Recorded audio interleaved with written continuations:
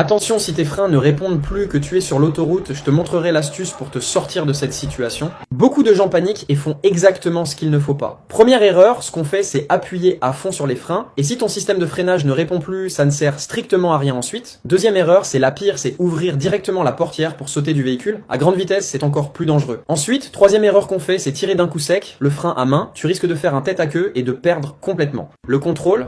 Alors voilà les 3 étapes à suivre si ça t'arrive un jour. D'abord, allume tes warnings, les feux de détresse, préviens les autres conducteurs que tu as un souci et qu'il faut te laisser de l'espace. Et garde tes mains bien en place sur le volant et surtout conserve une trajectoire bien droite. Pas de mouvement brusque. Ensuite, utilise ton frein à main intelligemment. Si tu conduis une voiture automatique, maintiens le frein à main pendant 5 secondes. Et si tu es en boîte manuelle, actionne. Le frein à main part à coup 3 fois précisément pour ralentir progressivement. C'est simple, mais il faut garder son sang-froid et respecter l'ordre. Si ta boîte de vitesse est bloquée et tu ne peux plus passer les rapports, voici une astuce simple et efficace que peu de conducteurs connaissent. Près de ton levier de vitesse, il y a souvent un petit bouton caché, souvent sous un cache en plastique discret. Utilise simplement ta clé de voiture pour appuyer fermement dessus. Et comme par magie, la boîte se déverrouille et tu peux à nouveau changer de rapport normalement.